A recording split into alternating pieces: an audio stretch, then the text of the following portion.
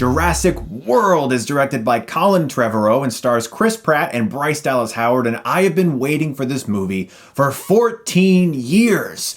If you don't count Jurassic Park 3, I've been waiting for a good Jurassic Park movie for 18 years. If you didn't like Lost World, that's 22 years. For goodness sakes, Jurassic Park is part of my life.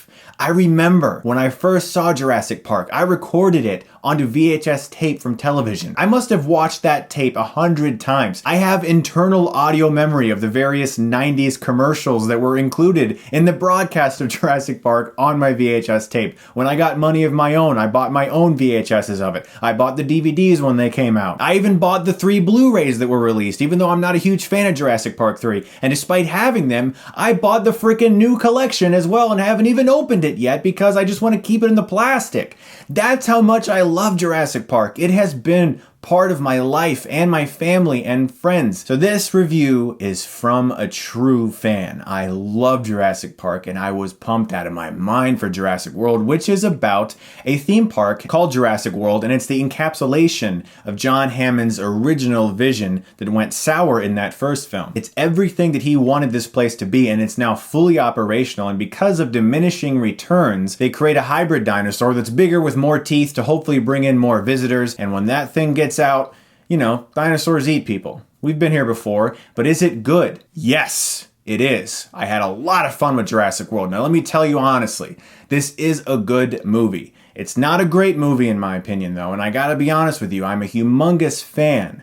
Such a huge fan. But I'm also looking at this movie as a movie. You know, there are some flaws in the storytelling. And when you have a script that's been so publicly fought over as to who gets the rights to getting story credit and screenplay credit, and there's actual lawsuits, I'm not surprised that certain elements of the screenplay just really quite weren't up to par, in my opinion. I'll discuss more of that later, but let's talk about the good first. First off, Chris Pratt once again has proven himself to be a fantastic actor for this type of role. He was great in Guardians of the Galaxy, and so many people have been spreading rumors about Indiana Jones 5 for a long time, and him being Indiana Jones. And I was like, let's just see how he is in Jurassic World. He blew me away in this movie. He had a lot of charisma, he was good in the action scenes, his humor worked, and he was just the most likable character in the entire film. And this movie has proven to me that if he were to ever take over Indiana Jones, I'd give him a salute. I'd be happy with that. Good job, Pratt. You did a great job in this movie. And another thing that people were really worried about was Bryce Dallas Howard's character, because in the trailers and in the clips, she seemed kind of like just this person who kind of stood around and said scientific stuff. She has a lot more to do in the movie. No spoilers for me, but she definitely has a lot more to do.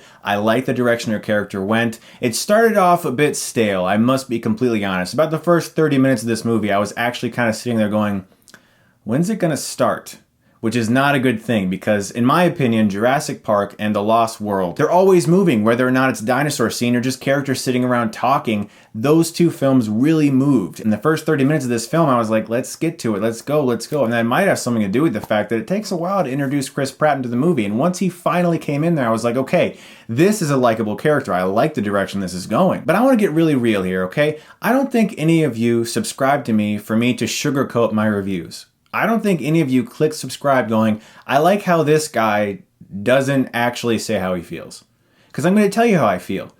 There's some really poor characterization in this movie. There's a lot of characters in this movie, there's a lot of subplots in this movie, and some of those subplots just don't need to be there. In particular, the 2 kids. There's a lot of backstory with these kids, with their parents, with their current adventure on the island when they get kind of separated, which you've seen in the trailers, and it just felt like the movie derailed every time it cut back to them, and I kept going, get back to Bryce Dallas Howard and Chris Pratt. That's where the film is. One of the things that people were really worried about was the whole raptor training bit. I can understand that apprehension because the raptors are, it's kind of like training Jaws or something. They're such a scary, cool creature. You don't really want them to be good guys. I'll put it this way. I think the film handled it very well, and I think most people will not be disappointed by it. It actually tugged at my heartstrings in a couple moments, and there are times with those raptors where it just worked for me, where the connection between Chris Pratt and the raptors may have been actually the strongest emotionally resonant connection between characters in this film, which is, that's a little sad, I guess. Jurassic Park in 1993 pioneered CGI. So it's obvious now that we've had better CGI and new CGI, but is it really better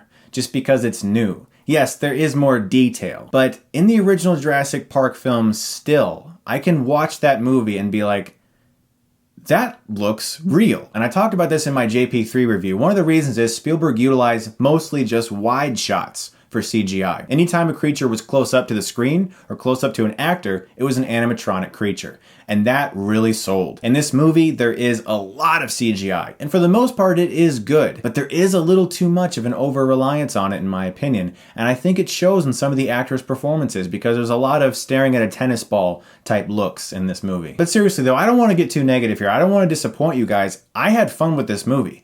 But today in this internet age, I've noticed that a lot of times it's either you love it or you hate it. If you're sort of in the middle, people don't really understand how to feel. I had a lot of fun with it. In fact, everyone I saw it with tonight, about 5, 6, or 7 of us, we all were like, that was good. We had some flaws with it, but we all enjoyed the movie, and that's how I feel. I enjoyed this movie. I'm excited to see it again and examine it again. But there are story flaws that couldn't really get me into some of the characters. The direction at times was a little flat. There just wasn't enough energy in that direction, but really, what can you expect? Steven Spielberg made Jurassic Park and Schindler's List in the same year. You can't really get better than that. That's crazy. So I didn't go into this movie expecting it to be better. I just wanted it to be good. And you know what? It was. I had a great time with this movie. The CGI for the most part works. The Indominus Rex as a big villain works. That thing is cool. It is really cool. And there are some great uses of its genes that it has in it. I'll just put it at that without spoiling anything. There's just some storytelling flaws here where the film sometimes branches to other people where you're like, does that person really need that much screen time? Does that person really need that much screen time? Let's focus on our core here. Let's think about the first Jurassic Park movie. They had almost every main character converge on that dinner scene where they all talked about their ideas of science. You're there to see dinosaurs, but you're watching these characters talk, and for some reason it's riveting. That's because good writing, good directing, and good acting. There weren't too many riveting character moments in Jurassic World. It was mostly dinosaurs are on the loose, we gotta hunt them down. It wasn't really that interesting. It kind of took Jurassic Park 3's straight up thriller, not much commentary on science or nature. It was just thriller, let's have fun. And it is much better than Jurassic Park 3. Much better. Don't get me wrong. The last 30 minutes of this movie, I loved. It felt like classic Jurassic Park. Had such a great time with the last act of this movie. However, with the way the internet is, I can see 2 things being brought up as major complaints that get like a lot of thumbs up on places. I want to be the first person to tell you, there's going to be people who are talking about the fact that phones and walkie-talkies, they just don't work on this incredibly advanced island filled with scientific technology. And there are a lot of callbacks to Jurassic Park that sometimes are very blatant, that kind of just come off as, yeah, Jurassic Park was a good movie and we're going to kind of recreate that moment for you. So I don't know. Guys, seriously though, I want this to be super clear.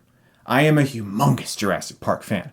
My heart was beating when the Universal logo showed up in this movie. I was ready. I was almost goosebumpy already just from seeing the Universal logo. The movie is a bit disappointing from a story and character perspective. The dinosaurs work very well. There's a lot of great action. There's some subplots that don't really belong in this movie, but in the long run, it is a much better sequel than Jurassic Park 3 was, and it confirms to me that Chris Pratt is definitely a talent to watch out for. He wasn't just a one-hit wonder with Guardians of the Galaxy. That guy has got it. He is very good in this movie. Guys, I'm going to give Jurassic World a B. I can hear you now, disappointed about a grade, but look, I had fun with the movie, guys. Go check it out for yourself. Make your own opinion. Don't always listen to mine. If you don't want to see the movie, don't see the movie. If you want to see it, go see it. I'm just giving you my thoughts on it as a dude in Ohio who really freaking loves movies. Also, I want to give a huge thank you to Aaron J. Morton. He composed my new opening and outro music you're about to hear. If you want to go check out his Facebook page, it is linked below. He's an up-and-coming film composer. He's working on some films right now. Super nice guy. He wanted me to let you know that his Facebook page is still in the progression phase, so if you don't see a lot of likes and a lot of stuff on there, he wanted to make sure you guys knew about that. Huge thank you, Aaron, for the new music. He basically took my old theme and made it with actual instruments, so it's no longer stock garage band music, so I really appreciate that. And guys, in previous weeks, I have reviewed The Lost World and Jurassic Park 3, and I already have an older review of Jurassic Park 3D on my channel, so if you guys want to check out those reviews to know my thoughts on the entire saga of Jurassic Park, you can do that. They're on my channel right now. Thank you so much, guys, seriously, for watching, and just for being awesome. You guys rock. Thank you. If you like this, you can click right here and get Stuckmanized.